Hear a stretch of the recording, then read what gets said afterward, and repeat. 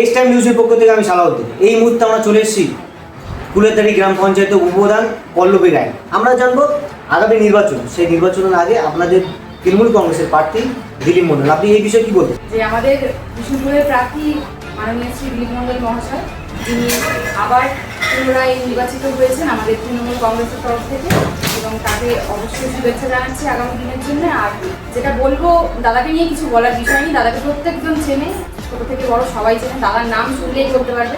সেখানে দাঁড়িয়ে আমাদের যে অন্য দলের প্রার্থী রয়েছেন তার নামটাও হয়তো অনেকে চেনেন না, জানেন না তাকে কিছু।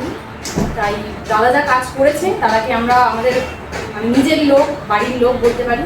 ওনাকে সব কিছু আমরা জানাই, যখনই ওনাকে সবসময় পাই সামনে।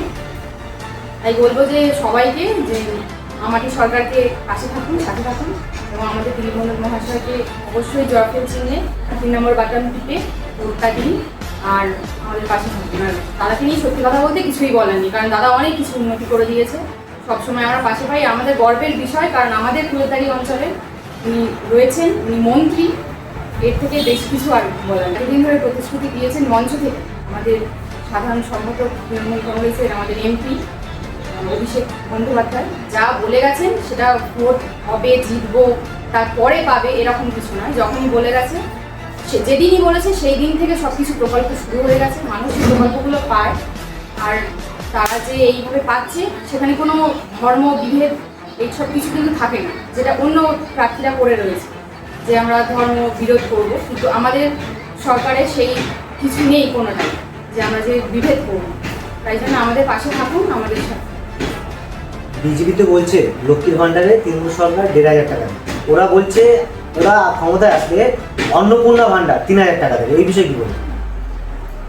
ওরা বলছে ওরা কিছু দিচ্ছে না, অন্য কোনো রাজ্যেও দিচ্ছে না। যখন মানুষকে প্রশ্ন করা হচ্ছে, ওদের হচ্ছে যারা কর্মী, তাদের যখন প্রশ্ন করা হচ্ছে, তারা বলছে যে অন্য রাজ্যে কি গেছেন, অন্য রাজ্যে যাওয়ার প্রয়োজন পড়ে না আমাদের, কারণ আমরা এখন সোশ্যাল মিডিয়ার যুগ, এখন হচ্ছে এআই যুগ চলছে।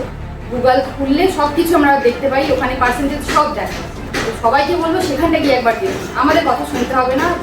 এই যে ভোট, এটা হচ্ছে গণতান্ত্রিক ভোট, সবাই ভোট দিতে জানে, সবাই ভোট দেবে, যে যার নিজের স্বাচ্ছন্দ্যে সবাই দিক, আমরা তাতে অবশ্যই সাপোর্ট করবো। কিন্তু যা দেখার আপনার ওগুলোতেই দেখুন, আমাদের মুখের কথাও সবসময় যে বিশ্বাস করতে হবে তার কোনো কথা, তাতে দেখলেই আপনারা সমীক্ষাটা পেয়ে যাবেন।